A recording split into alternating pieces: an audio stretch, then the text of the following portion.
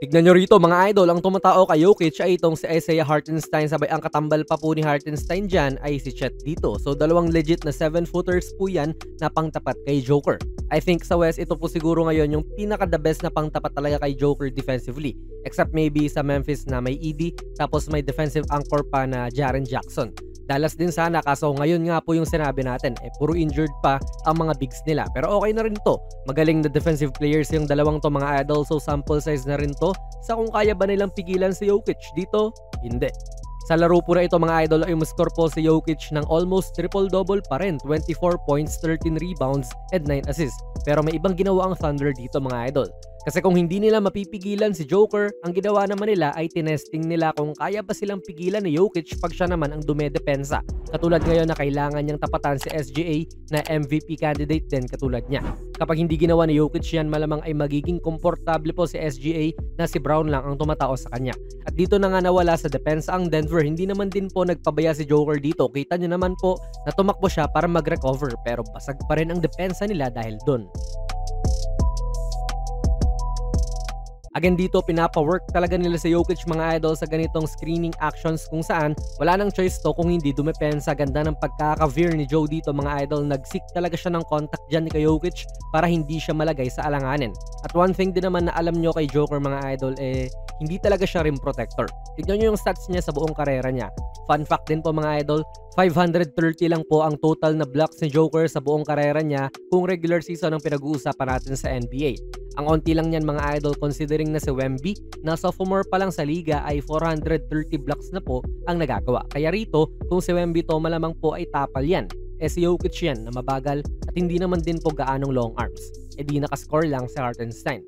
Nung umaatake nga rin po itong si Chet, nagawa na po ni Murray at Pickett na mapabagal itong si Holmgren dyan sa kanyang drive. Tapos si Jokic, isang step na lang ang kailangan niya. Tapos nasa magandang posisyon na siya para tapalin tong layup attempt ni Chet.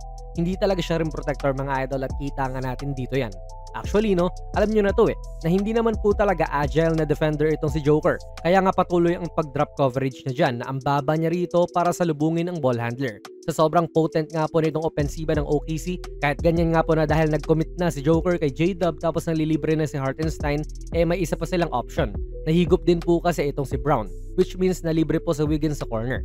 Kahit sino sa dalawang ito ay pwedeng puntahan ni J-Dub at tusta na naman ang Nuggets. And alam din talaga ng Nuggets yung ganong kahinaan ni Jokic na in-exploit din naman talaga ng OKC sa play na ito. Ayan, kita nyo na tumatapat muli siya sa ball handler. So kung tatanungin kita, makakasabay ba si Joker dito? Malamang idol ay hindi, napakaliksi niya ni J-Dub Kaya ang solusyon nila ay ipa-recover na lang yung main defender ni J-Dub. Makikita natin, nababalik si Westbrook dyan kay J-Dub. At habang nangyayari nga po yan, aatras na si Jokic para bumalik din sa tao niya. Ang problema nga lang dito sa Denver ay alam ng OKC ang dapat nilang gawin kung ganito nga po mismo ang mangyayari. Napaka-perfect ng timing sa lampas na ito. Kapag kasi pagbabantayan mo siya sa ibabaw, malamang talaga ay may iwan lang siya. Ngayon, kinailangan niya talaga umangat kasi si SGA nga ang nagbibit-bit ng bola. At kita nyo na iniwan na lang din naman siya. Easy. At kaya rin po one of the best ng liga itong si SGA din mga idol kasi dalawa na kagad ang naiwan niya doon.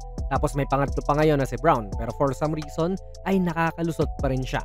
Ngayon naman po ay nag-drop cover siya kay SGA. Tusta pa rin talaga. Kita nyo mga idol kumpara sa kanina ang baba na niya na tinatapatan to. Pero mas madali pa nga kay Shea yan at ganyang nag-pull up na lang. Sa sobrang hindi na nga po nagawa ng paraan ng Nuggets ang depensa nila, nag 1-2-2 zone defense po sila sa fourth quarter at binasag lang din po ito ng OKC. Good reads talaga ang ginawa nila halos sa buong laro. So yan mga idol, inabuso nila yung pagiging mabagal ni Joker dito. Although hindi naman din yun nakakatanggal sa greatness niya bilang isang player, gawa nung almost triple-double pa rin naman ang kanyang ginawa. Pero kung hindi mo siya kayang pigilan, ang ginawa ng OKC ay tinesting din nila kung may kaya ba siyang pigilan pag siya naman yung bumabantay.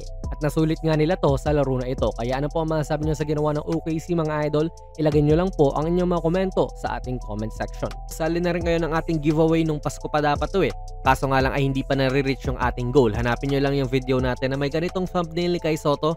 Andun po yung mga mechanics. Kung nagustuhan nyo po ang ating video ay pakipindot na lang idol ng like button, mag-subscribe ka na rin sa ating channel at ako nga pala si Jonas PB and as always, hanggang sa muli.